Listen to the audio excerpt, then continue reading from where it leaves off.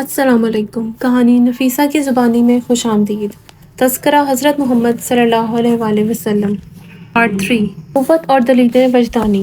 نبوت کو جانچنے اور پرکھنے کے لیے جہاں سینکڑوں دلائل اور براہین موجود ہیں، ان میں وجدان کو اولین حیثیت حاصل ہے۔ وجدان ایک ایسی جستجو اور طلب کا نام ہے جس کو خالق نے فطرت انسانی میں امانت رکھ دی ہے۔ طلب صادق اور اخلاص خالص کے ذریعے اس کو حاصل کیا جا سکتا ہے۔ یہی وجہ ہے کہ جنہوں نے حق کی تلاش میں ان دو رہنماؤں طالب صادق اور اخلاص کامل کو اپنا رہبر بنایا، انہیں بہت جلدی حق نظر آیا اور وہ راہیاب ہو گئیں۔ قرآن حکیم نے بھی معرفت الہی اور عالم الغیب آخرت کے لیے دلیل وجدان ہی کو جا بجا معیار اور کسوٹی قرار دیا ہے۔ قرآن حکیم کا فکر اور تدبر کو مخاطب بنانا وجدانی دلیل کا بین ثبوت ہے۔ افلا تعقلون افلا تبصرون افلا تتفکرون افلا یتدبرون القرآن وغیرہ الفاظ وجدان قلبی سے تعلق رکھتے ہیں۔ مولانا ابوالکلام آزاد نے صداقت نبوت کے سلسلے میں سورہ یونس کی آیت نمبر 167 کی تفسیر اس طرح بیان کی ہے: ساری باتیں چھوڑ دو، صرف اس بات پر غور کرو کہ میں تم میں کوئی نیا آدمی نہیں ہوں جس کے مسائل و حالات کی تمہیں خبر نہ ہو۔ تم ہی میں سے ہوں اور اعلان وحی سے پہلے ایک عمر تک تم بسر کر چکا ہوں، یعنی 40 برس تک کی عمر جو انسانی عمر کی پختگی کی کامل مدت ہے۔ اس تمام مدت میں میری زندگی تمہاری آنکھوں کے سامنے رہی۔ بتلاؤ اس تمام عرصے میں کوئی ایک بات بھی تم نے سچائی اور ایمانت کے خلاف مجھ میں دیکھی ہے؟ پھر اگر اس تمام مدت میں مجھ سے یہ نہ ہو سکا کہ کسی انسانی معاملے میں جھوٹ بولوں، تو کیا ایسا ہو سکتا ہے کہ اب اللہ پر بہتان باندھنے کے لیے تیار ہو جاؤں اور جھوٹ موٹ کہنے لگوں کہ مجھ پر اس کا کلام نازل ہوتا ہے؟ کیا اتنی سی موٹی بات بھی تم نہیں پا سکتے؟ تمام علماء اخلاق و نفسیات متفق ہیں کہ انسان کی عمر میں ابتدائی 40 سال کا زمانہ اس کے اخلاق کو خسائل کے ابھرنے اور بننے کا اصل زمانہ ہوتا ہے۔ جو سانچہ اس عمر عرصے میں بن گیا پھر بقیہ زندگی میں بدل نہیں سکتا۔ بس اگر ایک شخص 40 برس کی عمر تک صادق اور امین رہا ہے تو کیوں کر ممکن ہے کہ 41ویں برس میں قدم رکھتے ہی ایسا کذاب و مفتری بن جائے کہ انسانوں پر ہی نہیں بلکہ آسمان و زمین کے پیدا کرنے والے اللہ پر افتراء کرنے لگے۔ چنانچہ اس کے بعد فرمایا: وہ باتوں سے تم انکار نہیں کر سکتے جو شخص اللہ پر افتراء کرے، اس سے بڑھ کر کوئی شریر نہیں جو صادق کو جھٹلائے۔ وہ بھی سب سے زیادہ شریر انسان ہے اور شریر و مفتری انسان کبھی کامیاب نہیں ہو سکتا۔ اب صورتحال نے یہاں دونوں فریق پیدا کر دیے ہیں۔ اگر میں مفتری اللہ ہوں تو مجھے ناکام و نامراد ہونا پڑے گا، اگر تم سچائی کے مکذب ہو تو تمہیں اس کا خمیازہ بھگتنا پڑے گا۔ فیصلہ اللہ کے ہاتھ ہے اور اس کا قانون ہے کہ مجرموں کو فلاح نہیں دیتا۔ چنانچہ اللہ کا یہ فیصلہ صادر ہو گیا: جو مکذب تھے ان کا نام و نشان بھی باقی نہیں رہا، جو صادق تھا اس کا کلمہ صدق آج تک قائم ہے اور قائم رہے گا۔ بہرحال صاحب وحی کے دعوے صداقت کی یہ وجدانی دلیل یقین اور اعتماد پیدا کرنے کے لیے کافی ہے، اور ایک ایسی کسوٹی اور دلیل ہے کہ جب نبی کریم صلی اللہ علیہ وسلم نے 6 ہجری میں بادشاہ خان عالم کے نام اسلام کی دعوت و پیغام کا سلسلہ اور نامے بھجوائے تو وقت کی سب سے بڑی طاقت رومن امپائر کے بادشاہ ہرقل کے پاس حضرت دہیہ کلبی نامہ والا لے کر پہنچے۔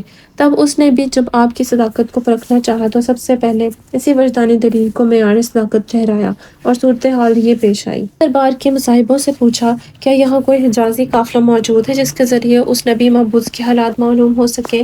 اہل دربار نے اطلاع پہنچائی کہ ابھی یہاں ایک حجازی قافلہ فروکش ہوا ہے، ان کے ذریعے تفصیلی حالات معلوم ہو سکتے ہیں۔ اس قافلے میں قریشی سردار ابو سفیان جو ابھی مسلمان نہیں ہوئے تھے موجود تھے۔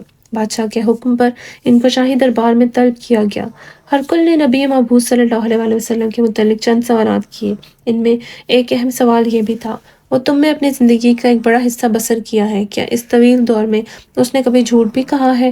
ابو سفیان نے جواب دیا: کبھی نہیں، بلکہ وہ اپنی قوم میں الصادق الامین کے قلب سے یاد کیا جاتا ہے۔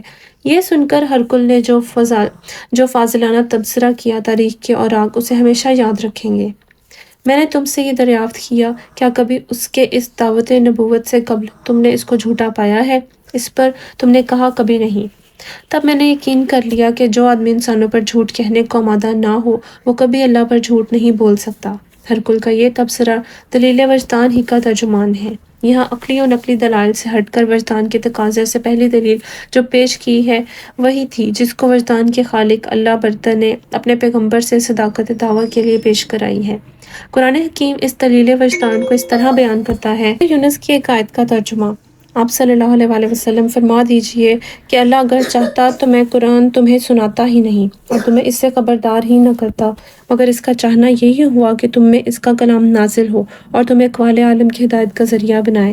پھر دیکھو یہ واقعہ ہے کہ میں اس معاملے سے پہلے تم لوگوں کے اندر ایک پوری عمر بسر کر چکا ہوں، کیا تم عقل سے کام نہیں لیتے؟ پھر اس سے بڑھ کر ظالم اور کون ہوگا جو ایک جھوٹی بات گڑھ کر اللہ کی طرف منسوب کرے یا اللہ کی آیات کو جھوٹا قرار دے؟ یقیناً مجرم کبھی فلاح نہیں پا سکتے۔ دعوت تبلیغ کی پہلی منزل۔ نبی کریم صلی اللہ علیہ وسلم پر سب سے پہلے سورہ الگ کی ابتدائی 5 آیات نازل ہوئیں، پھر نزول وحی کا سلسلہ ایک مختصر مدت تک بند رہا۔ اس کے بعد سورہ مدثر کی ابتدائی آیات نازل ہوئیں۔ اس درمیانی مدت انقطاعی وحی کو فترہ کا زمانہ کہا جاتا ہے۔ یہ زمانہ کس قدر رہا ہے؟ اس میں 6 ماہ سے 2.5 سال تک کے متعلق روایات ملتی ہیں۔ محدثین کا رجحان 6 ماہ کی جانب ہے، واللہ اعلم۔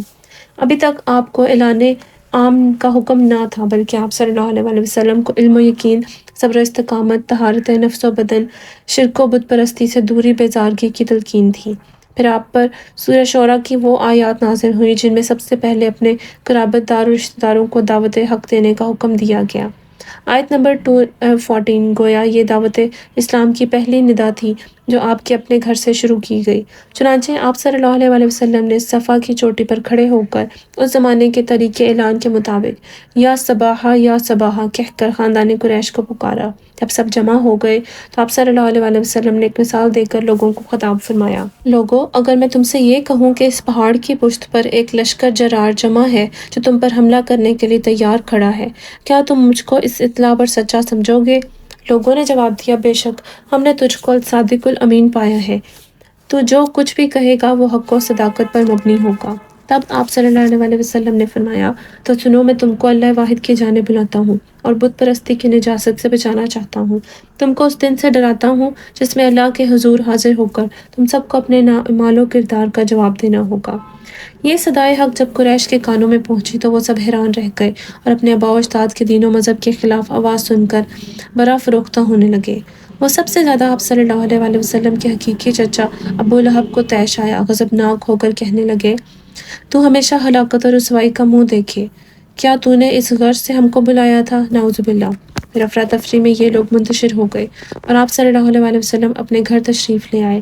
یہ عجیب منظر تھا کہ اب سے چند گھڑیاں پہلے جس محمد صلی اللہ علیہ وسلم بن عبداللہ کی صداقت، ایمانت اور اخلاق و کردار سے ساری قوم متاثر تھی اور آپ کو صادق و امین تسلیم کرتی تھی، لیکن اس اعلان محمد رسول اللہ پر یک لخت بیگانہ اور اجنبی بن گئی۔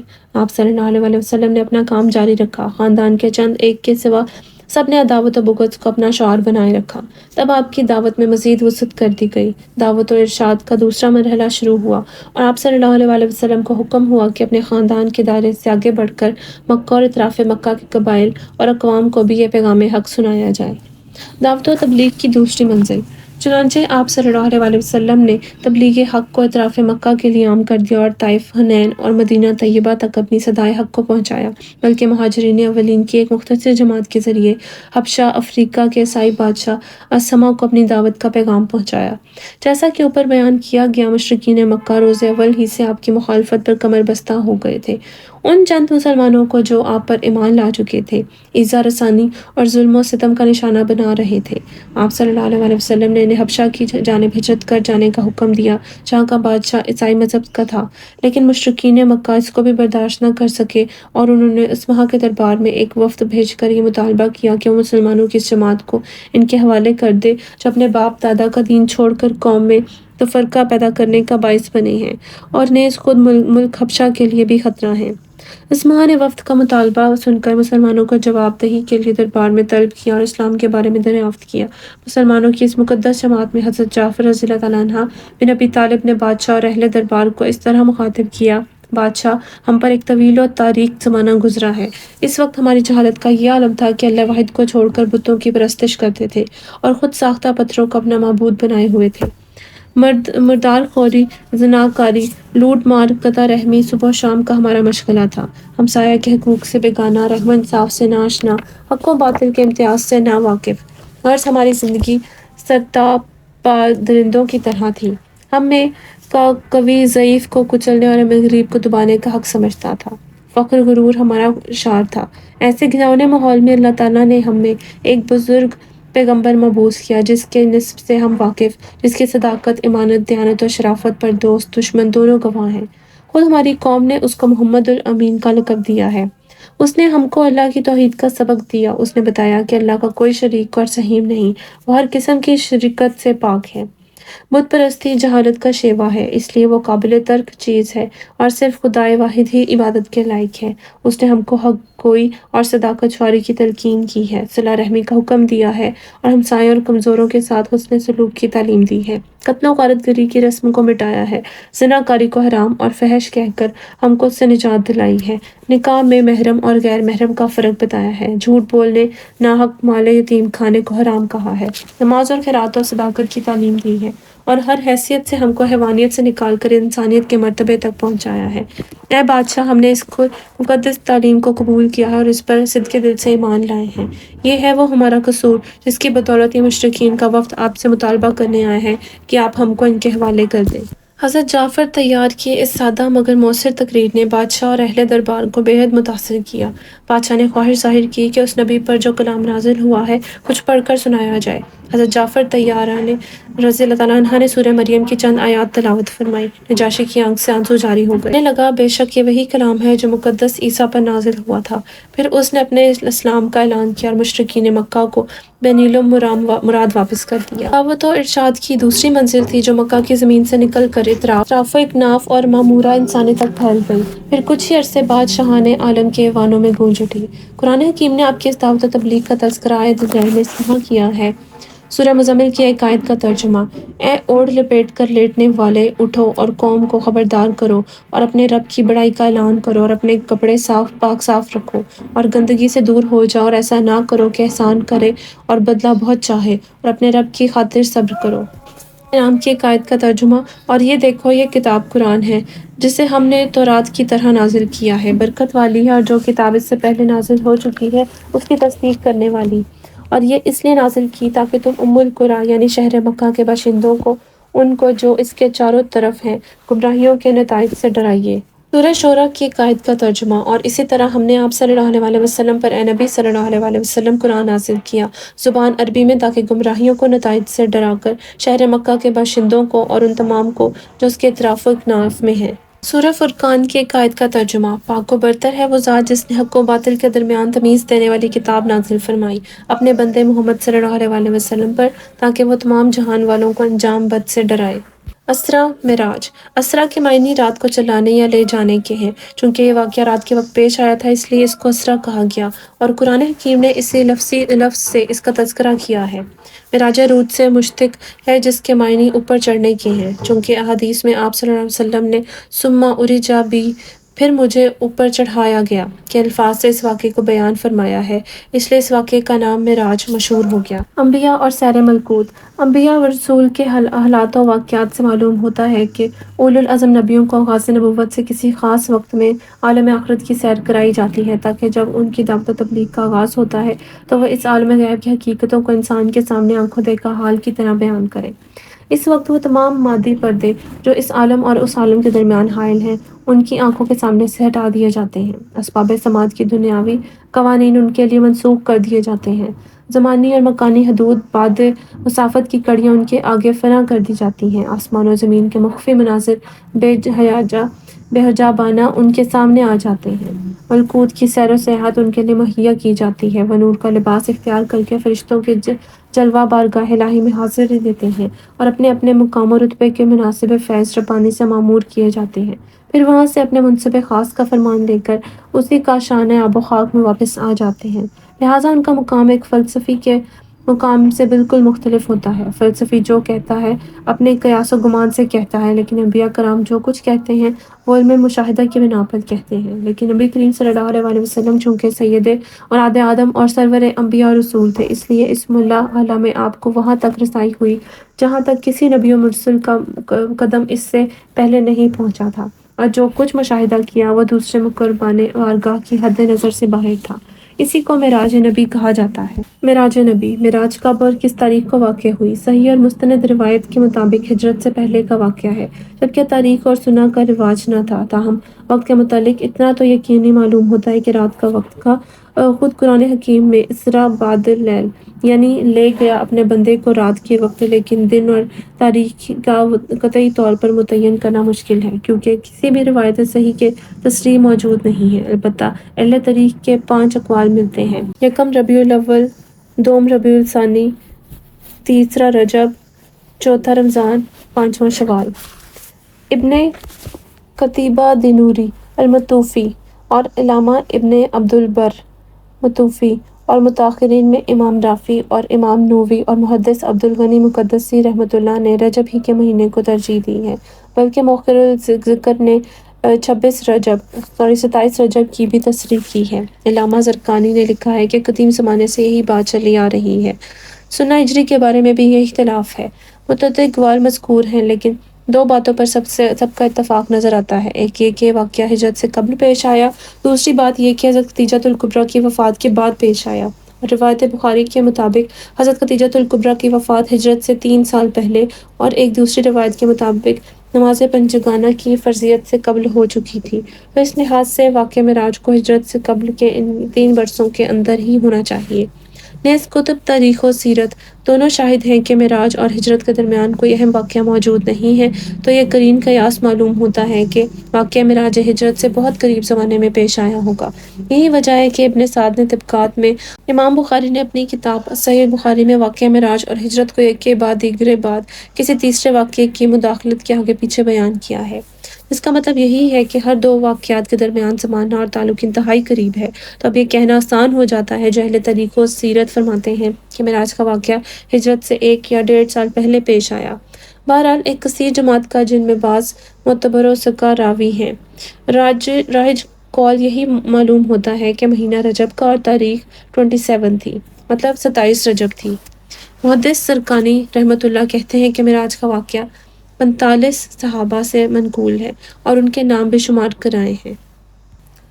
बुखारी और मुस्लिम में हज़रत अबू ज़र ग़फ़ारी रज़ियल्लाहु अन्हु से रिवायत है कि हज़रत सल्लल्लाहु अलैहि वसल्लम मक्का मुकर्रमा में थे कि आप सल्लल्लाहु अलैहि वसल्लम के घर की छत खुली और हज़रत जिब्राइल अमीन नाज़िल हुए। उन्होंने पहले आपका सीना मुबारक चाक किया, फिर उसको ज़मज़म से धोया, उसके बाद सोने का एक तश्त ईमान व हिकमत से भर लाए और उनको सीना मुबारक में डालकर बंद कर दिया। फिर आप सल्लल्लाहु अलैहि वसल्लम का हाथ पकड़ कर आसमान पर ले गए। जब आप आसमान पर पहुँचे तो जिब्राइल अमीन ने आसमान के दरोगा से कहा, खोलो। उसने कहा, कौन? उन्होंने जवाब दिया, जिब्राइल। उसने पूछा, क्या तुम्हारे साथ कोई और है? उन्होंने कहा, हाँ, मेरे साथ मोहम्मद सल्लल्लाहु अलैहि वसल्लम है। उसने पूछा, क्या वो तलब किए गए हैं? उन्होंने जवाब दिया, हाँ। बहरहाल जब आप सल्लल्लाहु अलैहि वसल्लम पहले आसमान पर चढ़े तो आप सल्लल्लाहु अलैहि वसल्लम को एक शख्स बैठा नजर आया, जिसके दाएं बाएं बहुत सी परछाइयाँ थीं। जब वो दाएं जानिब देखता था तो हंसता था और जब बाएं जानिब निगाह जाती थी तो रोता था। हज़रत सल्लल्लाहु अलैहि वसल्लम को देखकर इसने कहा, मरहबा ए नबी सालिहा फर्जंद सालिहा। हज़रत सल्लल्लाहु अलैहि वसल्लम ने हज़रत जिब्राइल अलैहिस्सलाम से पूछा, ये कौन है? उन्होंने जवाब दिया, ये हज़रत आदम अलैहिस्सलाम है और उनके दाएं बाएं की परछाइयाँ उनकी औलाद की रूहें हैं। दाएं जानिब वाले जन्नती और बाएं जानिब वाले दोज़खी हैं, इसलिए वो दाएं जानिब देखते हैं तो खुश होते हैं और बाएं जानिब निगाह करते हैं तो रोते हैं। इसके बाद आप दूसरे आसमान पर पहुँचे तो उसी किस्म का सवाल और जवाब जो पहले आसमान पर हुआ था, और हर आसमान पर किसी न किसी पैगंबर से मुलाकात हुई। पहले आसमान पर हज़रत आदम अलैहिस्सलाम और छठे आसमान पर हज़रत इब्राहीम अलैहिस्सलाम। हज़रत उन्स रज़ियल्लाहु अन्हा कहते हैं कि हज़रत अबू ज़र रज़ियल्लाहु अन्हु ने मुझसे नबियों के मनाज़िल की तायबीन बयान नहीं की। बहरहाल हज़रत जिब्राइल अलैहिस्सलाम आप सल्लल्लाहु अलैहि वसल्लम को हज़रत इदरीस अलैहिस्सलाम के पास लेकर गुजरे। उन्होंने आपको देखकर कहा, मरहबा ए नबी सालिहा और बरादर सालिहा। हज़रत सल्लल्लाहु अलैहि वसल्लम ने उनका नाम पूछा। हज़रत जिब्राइल अलैहिस्सलाम ने नाम बताया। फिर यही वाक़या हज़रत मूसा, हज़रत ईसा और हज़रत इब्राहीम अलैहिस्सलाम के साथ पेश आया। हज़रत मूसा और हज़रत ईसा अलैहिस्सलाम ने नबी सालिहा और बरादर सालिहा कहकर और हज़रत इब्राहीम अलैहिस्सलाम ने नबी सालिहा और फर्जंद सालिहा कहकर आपका खैर मकदम किया। उसके बाद हज़रत जिब्राइल अलैहिस्सलाम आपको ऊपर ले गए और आप सल्लल्लाहु अलैहि वसल्लम इस मुकाम पर पहुँचे जहाँ कलम के चलने लिखने की आवाज़ आती थी। सुभान अल्लाह। इस मौके पर अल्लाह ताला ने आप सल्लल्लाहु अलैहि वसल्लम की उम्मत पर 50 وقت کی نمازیں فرض کیں۔ حضور صلی اللہ علیہ وسلم اس عطیہ ربانی کو لے کر حضرت موسیٰ علیہ السلام کے پاس آئے تو انہوں نے پوچھا کہ اللہ تعالیٰ نے آپ کی امت پر کیا فرض کیا ہے؟ آپ نے فرمایا 50 وقت کی نمازیں فرض کی ہیں۔ حضرت موسیٰ علیہ السلام نے کہا آپ اللہ کے حضور دوبارہ جائیے اور آپ صلی اللہ علیہ وسلم کی امت اس کی متحمل نہیں ہو سکتی۔ حضور صلی اللہ علیہ وسلم واپس گئے اور اللہ تعالیٰ نے اس کا ایک حصہ کم کر دیا۔ آپ واپس آئے تو حضرت موسیٰ علیہ السلام نے دوبارہ عرض کیا کہ اللہ کے ہاں جانے کا مشورہ دیا کہ آپ کی امت اس کی بھی طاقت نہیں رکھتی۔ آپ صلی اللہ علیہ وسلم تشریف لے گئے تو اللہ تعالیٰ نے ایک حصے کی پھر تخفیف کر دی۔ حضرت موسیٰ علیہ السلام نے پھر کہا کہ آپ صلی اللہ علیہ وسلم کی امت میں اس کی بھی قوت نہیں۔ آپ پھر گئے تو اللہ تعالیٰ نے اس تعداد کو گھٹا کر 5 وقت کر دیا اور ارشاد فرمایا گو نمازیں 5 وقت کی ہوں گی لیکن ثواب ان کو 50 نمازوں کا ملے گا کیونکہ میرے حکم کی تغیر و تبدیل نہیں ہوتی۔ سبحان اللہ۔ حضرت موسیٰ علیہ السلام نے مزید کمی کے لیے حضور صلی اللہ علیہ وسلم کو پھر جناب باری میں جانے کا مشورہ دیا لیکن آپ نے فرمایا اب مجھے شرم آتی ہے۔ اس کے بعد آپ صلی اللہ علیہ وسلم کو سدرۃ المنتہا کی سیر کرائی گئی جو ایسے مختلف رنگوں سے ڈھکا ہوا تھا جن کو آپ جان نہیں سکے۔ پھر آپ صلی اللہ علیہ وسلم کو حضرت جبرائیل علیہ السلام جنت میں لے گئے۔ وہاں آپ صلی اللہ علیہ وسلم کو موتی کی عمارتیں نظر آئیں اور آپ صلی اللہ علیہ وسلم نے دیکھا اس کی مٹی مشک کی ہے۔ خطبہ حدیث میں واقعہ معراج کے متعلق یہ اصح الروایات ہے۔ اس کے بعد حضرت مالک بن عصا رضی اللہ عنہ کی روایت کا درجہ ہے۔ اس روایت میں بہت سی باتیں پہلی روایات سے زائد ہیں جو اضافہ نہیں بلکہ اجمال و اختصار کی وضاحت اور تفصیل ہے۔ حضرت ابو ذر رضی اللہ عنہ کی روایت میں اس کی وضاحت نہیں کہ آپ اس وقت بیدار تھے یا خواب میں تھے لیکن اس میں یہ کہ آپ خواب بیداری کی درمیانی حالت میں تھے۔ پہلی روایت میں ہے کہ آپ صلی اللہ علیہ وسلم نے دیکھا کہ آپ صلی اللہ علیہ وسلم کے گھر کی چھت کھلی اور جبرائیل علیہ السلام نازل ہوئے، اور اس روایت میں کہ آپ حتیم یا حجر میں لیٹے ہوئے تھے۔ یہ حتیم یا حجر ایک ہی مقام کے 2 نام ہیں۔ حضرت ابراہیم علیہ السلام نے کعبے کی جو عمارت بنوائی تھی وہ سیلاب سے کئی دفعہ گر چکی تھی اور پھر بنتے رہی۔ اس طرح قریش نے اپنے زمانے میں جب حضور صلی اللہ علیہ وسلم ابھی رسول نہیں بنائے گئے تھے ایک سیلاب سے عمارت گر گئی تھی۔ قریش نے اس کو دوبارہ تعمیر کرنا چاہا تو سرمایہ کی کمی کے باعث ایک طرف اندر کی تھوڑی سی زمین چھوڑ کر دیوار کی طول کو کم کر دیا۔ اس طرح کعبے کی تھوڑی سی زمین 4 دیواری سے باہر رہ گئی اور آج تک اسی طرح ہے۔ اس زمین کا نام حجر اور حتیم ہے۔ قریش کے نوجوان اور روسا اکثر یہاں رات کو سویا کرتے تھے۔ حضور صلی اللہ علیہ وسلم بھی کبھی کبھی یہاں آرام فرمایا کرتے تھے۔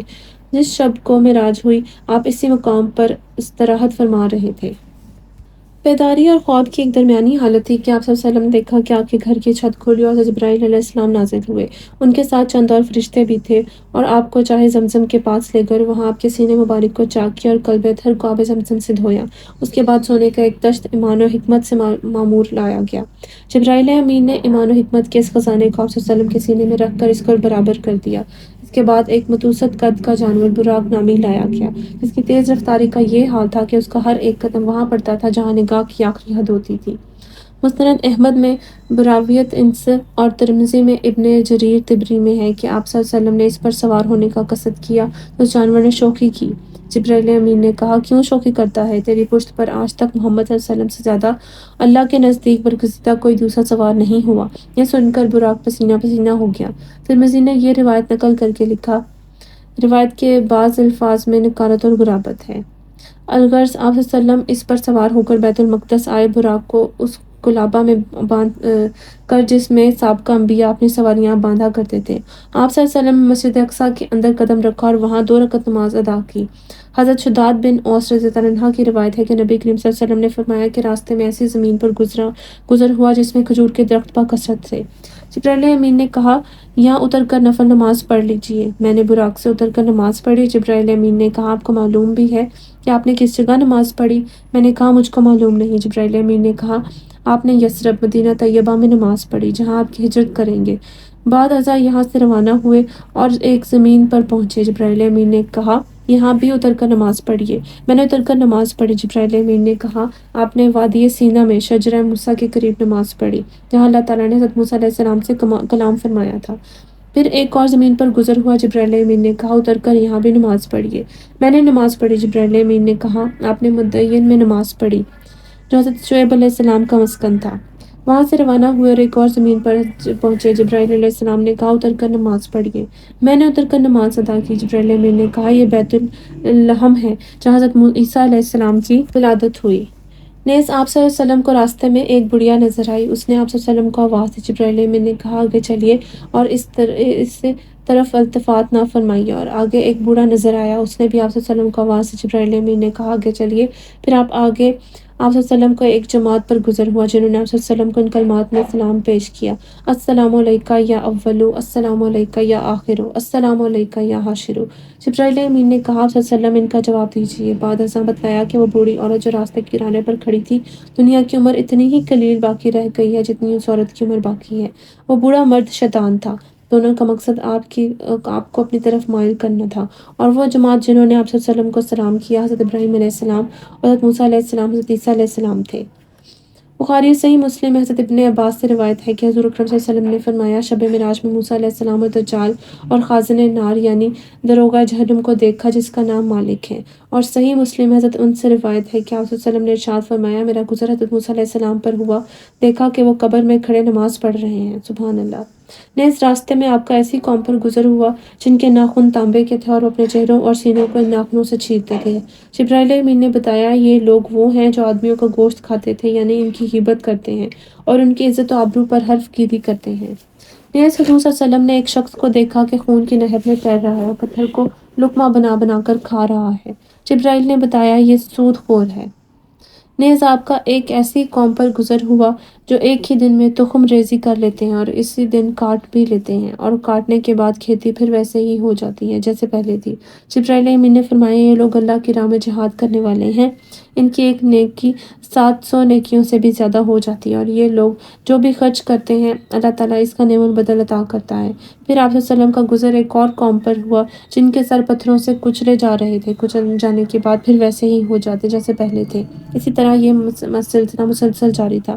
آپ صلی اللہ علیہ وسلم نے پوچھا یہ کون لوگ ہیں؟ جبرائیل امین نے کہا یہ فرض نماز سے کاہلی کرنے والے ہیں۔ پھر ایک اور قوم پر گزر ہوا جن کی شرمگاہوں پر آگے پیچھے چیچڑے لپٹے ہوئے ہیں اور اونٹ بیل کی طرح چرتے پھرتے ہیں، سریغ اور سقوم یعنی کانٹوں اور جہنم کے پتھر کھا رہے ہیں۔ آپ نے پوچھا یہ لوگ کون ہیں؟ جبرائیل امین نے کہا یہ وہ لوگ ہیں جو اپنے مال کی زکوٰۃ نہیں دیتے تھے۔ پھر آپ صلی اللہ علیہ وسلم نے ایک ایسی قوم پر گزر ہوا جن کی آگے ایک ہانڈی میں پکا گوشت اور دوسری ہانڈی میں کچا سڑا ہوا گوشت کھا رہے ہیں۔ یہ لوگ سڑا گوشت کھا رہے ہیں اور تازہ پکا گوشت نہیں کھاتے۔ آپ صلی اللہ علیہ وسلم کو بتایا گیا کہ یہ وہ لوگ ہیں جن کے پاس حلال اور پاکیزہ عورت یعنی بیوی موجود ہے، مگر وہ زانیہ اور بدکار عورتوں کے ساتھ شب باسی کرتے ہیں۔ پھر آپ صلی اللہ علیہ وسلم کا گزر ایک قوم پر ہوا جس نے لکڑیوں کا ایک بڑا بھاری گھٹا جمع کر رکھا ہے اور اس کے اٹھانے کی طاقت نہیں، مگر لکڑیاں لا لا کر اس میں اور اضافہ کیے جا رہے ہیں۔ جبرائیل امین نے کہا یہ وہ لوگ ہیں جن پر حقوق اور امانتوں کا بار گراں ہے جن کو وہ ادا نہیں کر سکتے اور اس کے باوجود مزید بوجھ اپنے اوپر لادتے جاتے ہیں۔ پھر آپ صلی اللہ علیہ وسلم کا ایک اور قوم پر گزر ہوا جن کی زبانیں اور بسیں لوہے کی کینچیوں سے کاٹی جا رہی ہیں، اور جب کٹ جاتی تو پھر پہلے کی طرح صحیح و سالم ہو جاتی۔ اس طرح یہ سلسلہ جاری ہے، ختم ہونے نہیں پاتا۔ جبرائیل امین نے کہا یہ آپ کی امت کے وہ خطیب و نواز ہیں جو دوسروں کو نصیحت کرتے ہیں، خود عمل نہیں کرتے۔